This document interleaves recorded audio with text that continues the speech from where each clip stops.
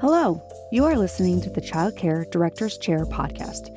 Your host, Erica Sakosio, invites you to join her community of passionate and inspiring leaders in the ECE field, where she discusses, reflects, and shares the best ways to invest in our children, families, teachers, and community.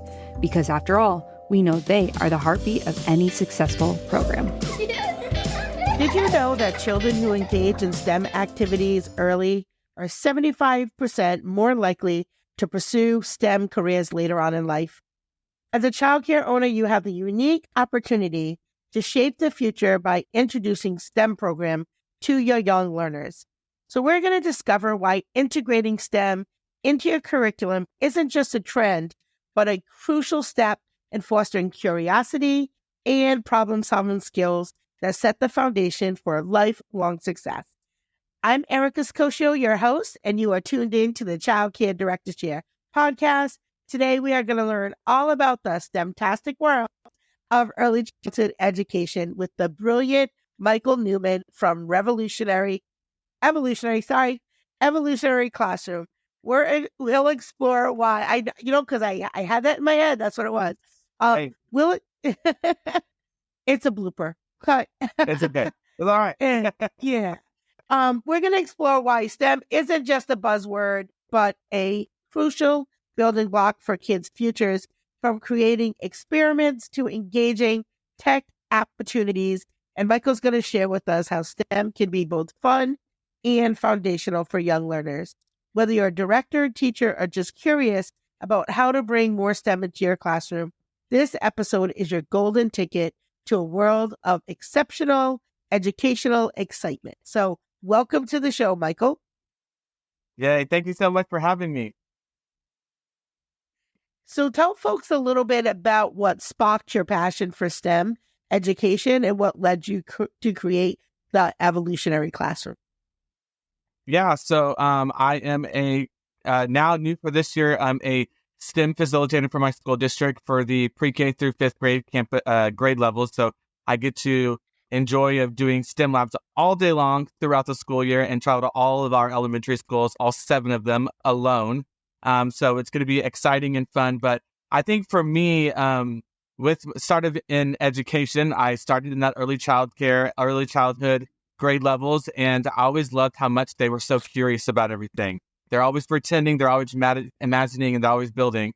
And then I got moved up to those higher grade levels, and I still noticed the same thing. They still were wanting to be busy with their hands, and they were still imagining things and playing with things. So I was like, you know what? There's got to be something out for them. And then I was like, you know what? STEM is the thing to do. And so what I did was I kind of transformed my classroom into immersive learning experiences and incorporated STEM and incorporated the standards that we were teaching and learning at the time.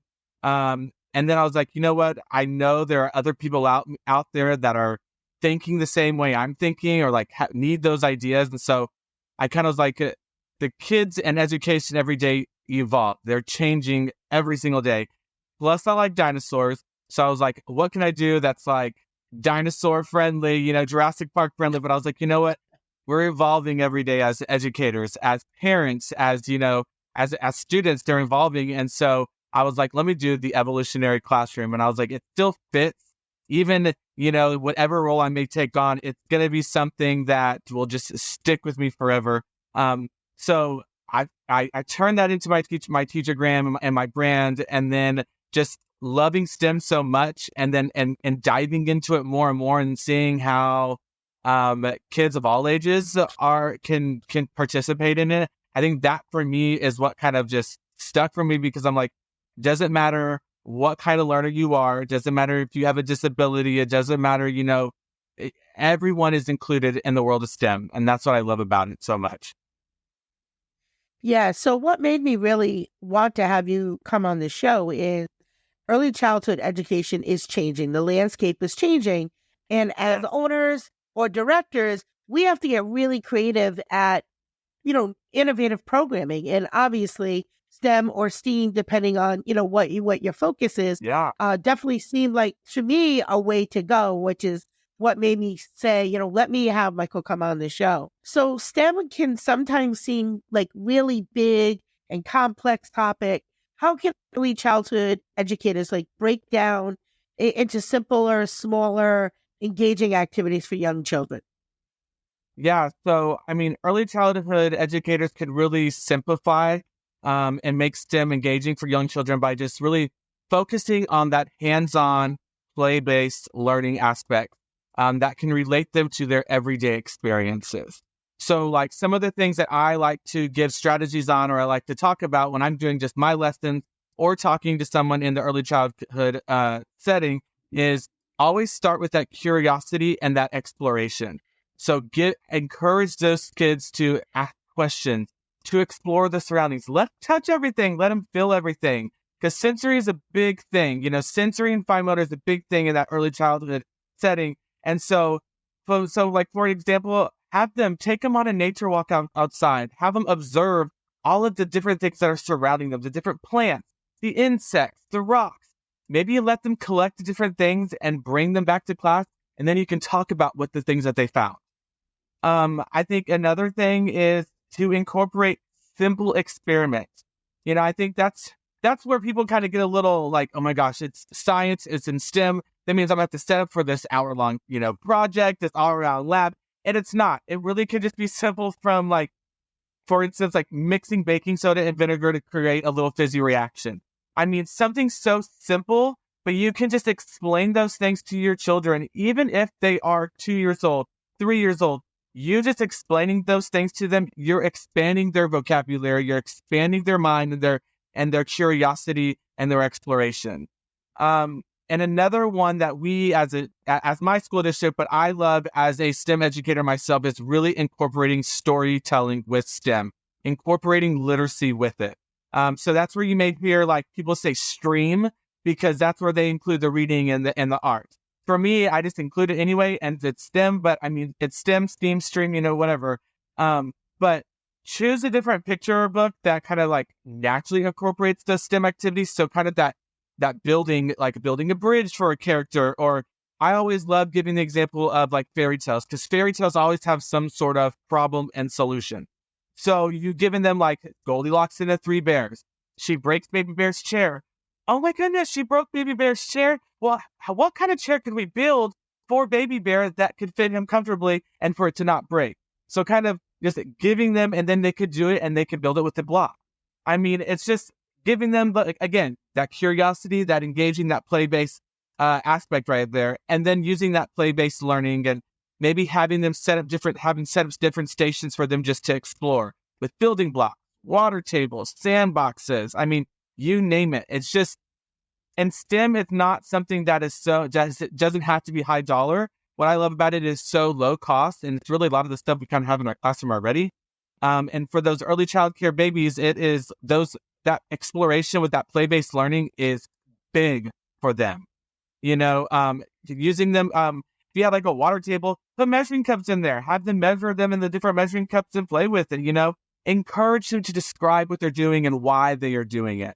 And then really just always introducing those problem-solving challenges. So give them a little challenge, just like I said, the example with Goldilocks and the Three Bears. Oh no, Baby Bear's chair broke. So what can we do to build a new chair for Baby Bear? Then kind of have them explain and explore those different options of what they could build for Baby Bear. And giving and exposing those challenges, it's going to have them start kind of shifting their mindset to that problem-solving mindset, which is such a big key component farther down the line that they're going to need to know. And then really just encouraging building and construction, incorporating sensory play, group activities, not independent work. Group activities is the biggest thing for our littles, because they need that social interaction. And that is a big thing too, is giving them that social interaction, so they're not awkward in a school setting when they get to, public school, or even when they just go to church or whatever, get those into those group settings so they're involving that collaboration and working as a team and making it fun and interactive, of course. But okay. Yeah. Let's say somebody is this is their first year, they're going into a classroom. What would you say, maybe if you could give us 3 of your favorite hands-on STEM activities or experiments that can be done in an early childhood setting? I know you just said a few, but give me 3 of your favorite, hands down favorite, the best. There's a lot. But I think for sure what the one that kids always love is like magnet exploration. Exploring with the magnets and seeing the different things that that the magnets can pick up. Let them explore the different objects until that's attracted to the magnet. Then that will introduce them to the concept of magnetism, and it's a fun and easy way. Another one I really like to do is shadow playing, especially with giving them their imagination. But if you put flashlights to a dark room with various objects, they can use their flashlights to create shadow figures or shadow objects. And this will explore how to get moving the flashlight closer or farther away changes the size of the shadow. Then you also introducing light and shadow concept. And then, like I kind of said earlier, was that nature walk, especially for the young babies. And that's a really good technique for a student that kind of is having a little hard time regulating their emotions and everything. You can say, you know what, let's go take a walk. And I like to call it like a silent walk, but I was like, let's go take a little silent walk. And I want you to listen to everything you hear around you. So you're outside, you're walking around, and you're having them listen to the birds or to the trees or to the wind. And then when you come back, you can kind of ask them, so what did you hear? And then you can kind of get them regulated back down to where they're supposed to be. Good, nice little reset, and then explain, the things that they did in class. But those are some really good three ones that I really like. Of course, there's a lot more, but Yeah, we don't have time for all those. Yeah.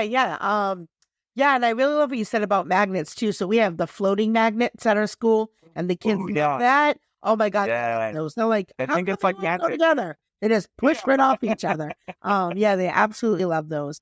So how can directors and teachers integrate STEM into existing curriculum without overwhelming themselves or the children? So I think really starting small. Start small and then you build gradually on it. And that's what I've kind of talked to a couple of centers already, and they're like, we want to integrate STEM, and like, what do we do? And I'm like, let's start small. So for example, if you're teaching a story about animals, so include simple little experiments or problem solving STEM lessons that are related to animal habitats, or even a math activity involving counting animals. So you're just kind of gradually increasing that complexity as you and the child become more comfortable with STEM. And STEM, it does involve science, technology, engineering, and mathematics. So what we get a little shy of is like, we always just want to go gravitate towards that science part. So we're like, oh my gosh, we're going to have to take 15, 30 minutes to set it up. And it's really not. If you're, like I said, if you're teaching a lesson about animals, you could have some animal counters, and you can talk about each animal as they're counting. Okay, so how many, blue cheetahs do you have? Or how many red elephants you have, depending on your counters. And I think too, you could really, easiest way too is to integrate with STEM with the story time. Giving them those different picture books that naturally kind of incorporate those STEM activities. And then after reading, you could have the child engaged in a related activity. So if the example involves building something, maybe follow up with a simple building challenge of them using blocks or different recycled materials that you may have in your classroom. So really start small. Start small, kind of like go through and be like, okay, what is something I really want to start using of STEM related? So if it's, using it in story time, which for me, that's the easiest because you can easily integrate that into your curriculum that you're using. So start small, gradually work bigger, because then you can eventually get into utilizing the art and play component, putting it in stations and centers, little makerspace areas. So, and for me too, is always linking STEM to a theme. So even if you just want to start at holidays, have some kind of, winter theme or a fall theme, just because that's giving them real world experiences that they can relate to, but it's also can be a unit, directed towards weather, or measuring temperature or whatnot. So, and then definitely collaborating with everybody around you. Everybody may or may not have in your building, experience with STEM. So start small, maybe link it to a theme or incorporate it with your literacy component in your lessons that you already have going, and then collaborate with other teachers around you, and even on social media. Social media is the best PD you can think of when it comes to this kind of stuff. Yeah. You know what, too? Yeah. The other thing too, the other thing I think really too is I love that you say, incorporate it with books, but even another thing that you could do, incorporating with real life. So I want to just share a little example of how STEM really grew in our program.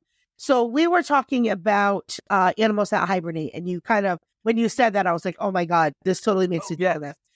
So when we learned about hibernation, and then we are very community minded at our school. And so we like to make social impacts with children because we like them to make that connection of, even though you're young, you can still impact your community. So we started talking about animals that hibernate and Arctic animals, and we talked about polar bears. And so we ended up supporting WWF has like adopted animal program. So we decided we were going to adopt a polar bear. Well, every class decided they were going to outdo the other one. We ended up adopting 14 polar bears.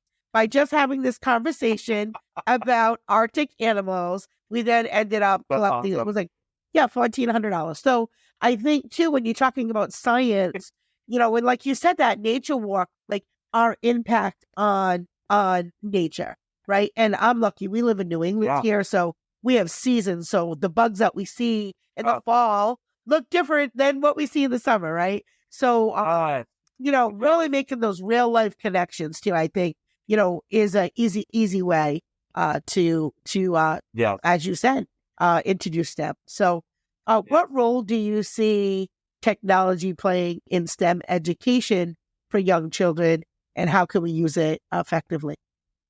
Yeah, so this is the one that it's a big part of it, but for me, like, technology is part of STEM, and I'm not saying it's not, but not every, program has an unlimited amount of technology, and so for me, I always preach to STEM is the way that you want to be that you're able to make it and make it simple for you and make it easy for you to do in your classroom and in your school.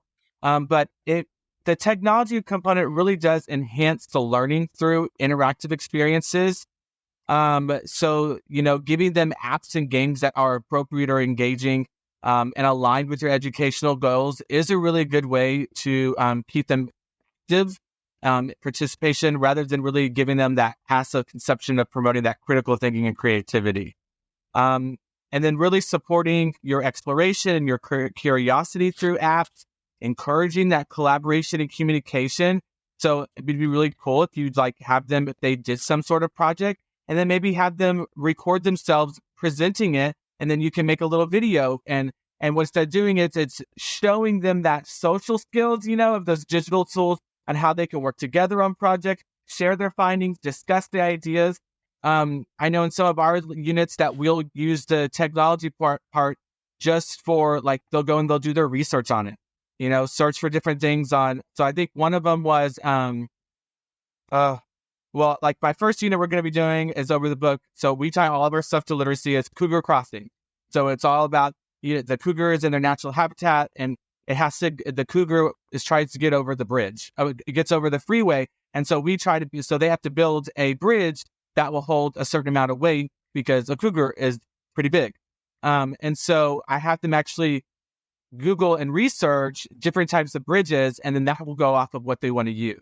And they really only use, and all I have them for that little challenge that they make is they just use, I think they use 4 pieces of postcards, 2 pieces of copy paper, tape, and scissors. And that's it.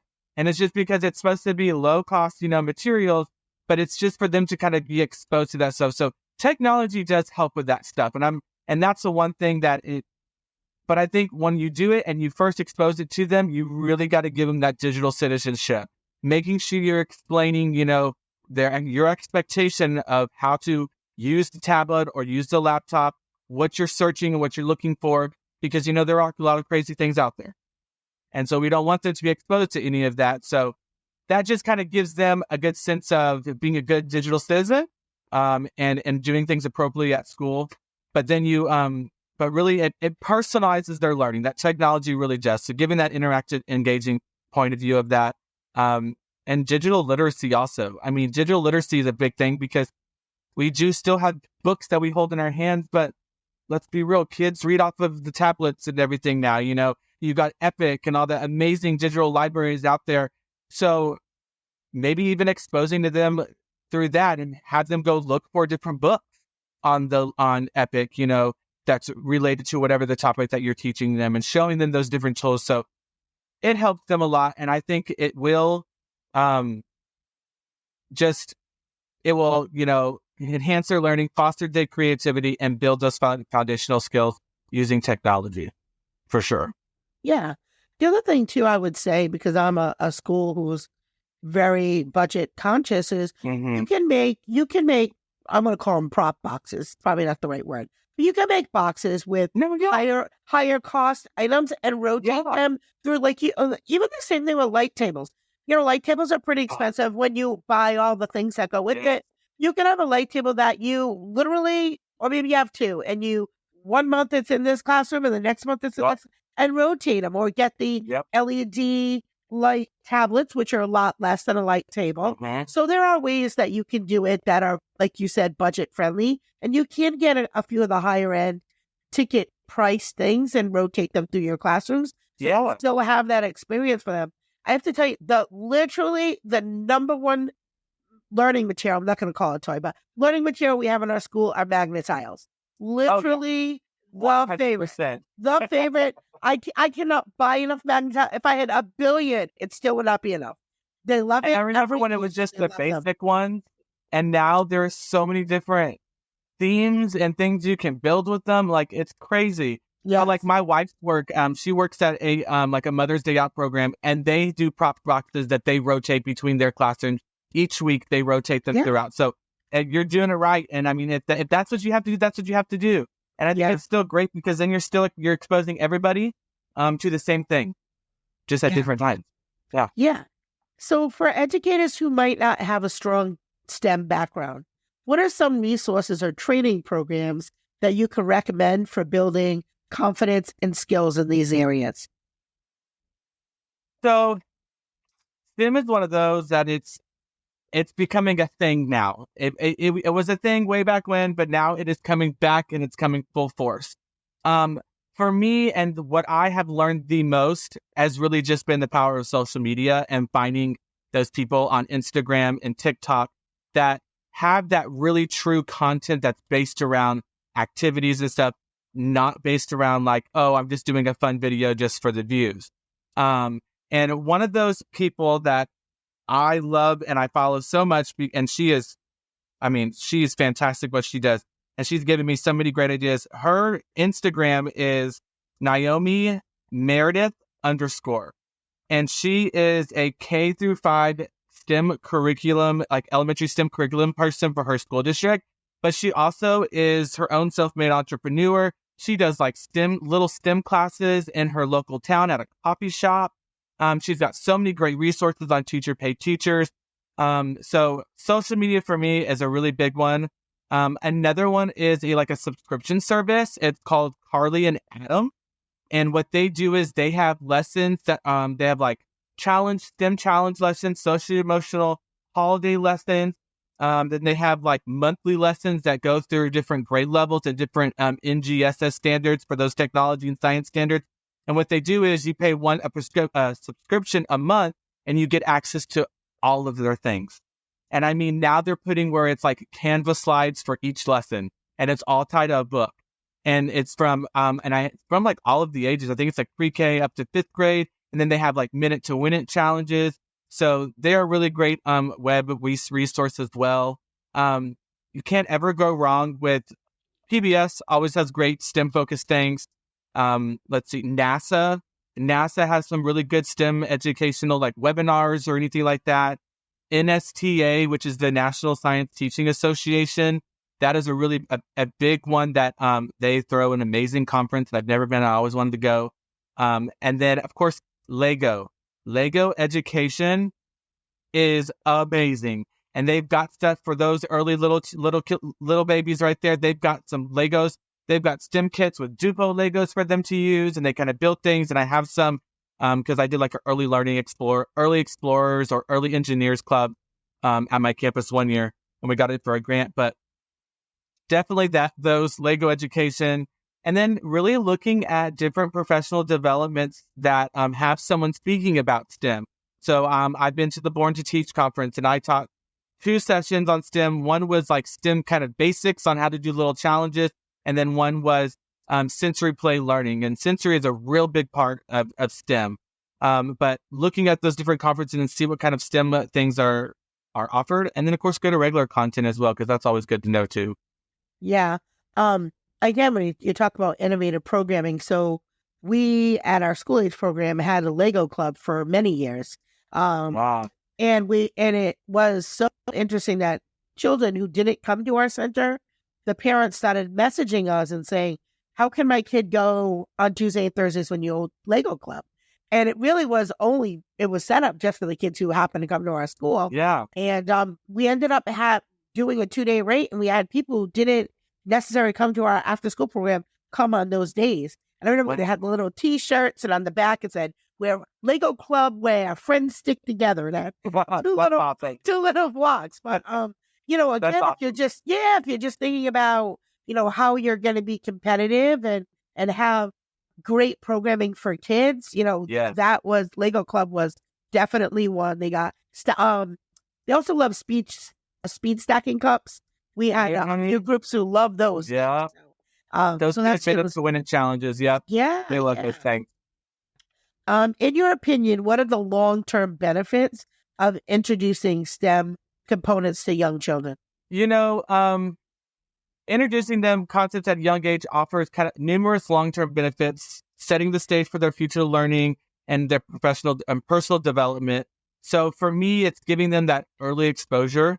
Young children who engage in STEM activities actually learn to think critically and solve problems through exploration, experimentation, and hands-on learning quicker than the students who are not, and the kids that are not.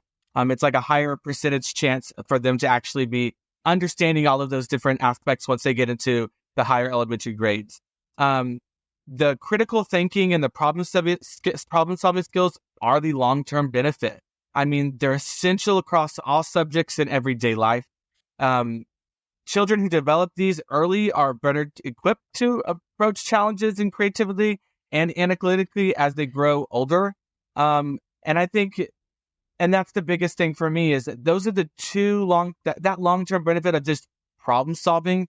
Because, it's really sad. We do lack a lot of common sense sometimes. And so, I mean, having these kids, and we're setting them up for success by exposing STEM to them and having them work on that knowledge of those skills. I think too is exposing them to, that curiosity and having them want to know, well, how is that made or why is that made? So they're more likely to maintain an interest in learning and pursuing different things and innovate things throughout their lives because they've been exposed to those things at an early age. And then, of course, it gives them a good, strong foundation in math and science. They'll understand the basics of math and science concepts, paves the way for the more complex subjects in their later grades. So it helps them kind of reduce that anxiety and around STEM and science and math and not knowing, what it is or how it's going to be hard. Well, they'll already kind of have that ease, like, okay, it's not. If it's been something like I've done in STEM, I have nothing to worry about. And then, of course, that promoting that creativity, that innovation, developing that social and collaborative skills that are so important to work with, to have when you're getting older and you're having to work in group settings. You're better prepared for group projects, that teamwork in the workplace, and effective interpersonal skill relationships. I mean, you name it. There's so many long-term benefits for exposing them STEM at an early age. We probably could sit here for another hour talking about that, because you've got growth mindset long-term benefits. The technological literacy component of that. I mean, you name it. I mean, there's so many positive things, and it hurts when people are like, "Oh, I'm not going to do that because that's going to take too much time." But it's not. It's super. It can be the simplest thing, and that's what I'm trying to get across to people. It could be super cheap and super simple and super short. Because I was not a teacher. If I saw something that was going to take me a 35-minute lab setup, I did not do it. Believe me, I did not do it. So I want to just give them those tools to take that into their classroom. And that's why STEM is so important because you've got all of those long-term benefits. So I'm sure that people are really excited about STEM after listening to this episode. So let's save them a little bit of heartache. What are some of the common mistakes that educators make when they're implementing STEM activities, and how can they avoid them? Yeah. So I think number one is to overcomplicate the activity. The mistake is you introduce the activity that are too complex or too advanced for your kid's age group. So that will lead to crying, frustration, screaming. That will lead for that, behavior will start being skyrocketing because they don't understand, they don't get it. So that means you've overcomplicated your activity. So just a way to avoid that, I would say, would be just start simple. Look for your age appropriate activities that will build on the knowledge that they already know. Then break down the complex concepts into smaller, manageable parts, and then gradually increase the difficulty as children gain with their confidence. Because they will. Once they do it once or once they do it twice, they'll be like a whole new person when they start doing these products. And then I think another thing is, two things is focusing too much on the end product. We're excited to see the creativity and everything and the result of what it's going to be in the learning process, but we kind of get lost in that. So just kind of stick in the now and encourage that exploration, the experimentation, the creativity, and that outcome will naturally come. That outcome that you want to see, it will naturally come because they'll be learning those concepts that are being delivered rather than really thinking about what's going to be the end product. And then I think 3 is the lack of clear objectives and expectations. I know when they come in, my students came into my classroom, and when they come into the STEM lab, they will have clear learning objectives of what we are focusing on. So the mistake is, I think that people do is they conduct activities without those clear objectives. So they kind of get lost in the confusion of, okay, well, why are we really doing this activity? So I think a way for you to avoid that would be just define those clear learning goals for each activity and communicate them to the students, and then ensure that every activity has a purpose and is connected to somewhat of your curriculum or learning outcome. Okay. So where can folks find out more about you? Give them all the info. So you can find me on Instagram at the Evolutionary Classroom. I am on TikTok as well at the Evolutionary Classroom. And then I have a Twitter at Evolving Classroom at CLASSRM, because apparently Evolutionary Classroom was taken on Twitter and I don't appreciate that. So if you were out there, I'm coming for you. I'm just kidding. So you can find me on Instagram at the Evolutionary Classroom and TikTok as well. And then I will be hopefully traveling around and doing some PDs soon and some PDs and conferences in this coming summer. Awesome. All right. So thank you so much for being a guest, and for all of you who tune in day after day. I love you guys so much. Literally, you guys have exploded our show in literally like under a year. So I appreciate you. If you are new to our channel and you love our show, you love this episode, here's how you can help us grow. You can subscribe, you can hit the like button, you can follow us, or my favorite, of course, is that you can leave a review. We love when you leave us a review. It helps us just make our show better. So your support means the world to me. And remember, it's the little details that make a big impact on the success of your childcare business. That's it for today. As always, have a great day. Bye. Bye. Well, all the cute little kiddos have been picked up and it's time to go home. And that'll do it for another episode of the Childcare Director's Chair. Please leave a review so Erica knows the information is helping you to manage and improve your childcare centers. Remember to subscribe to get the latest episode from Erica's Childcare Director's Chair.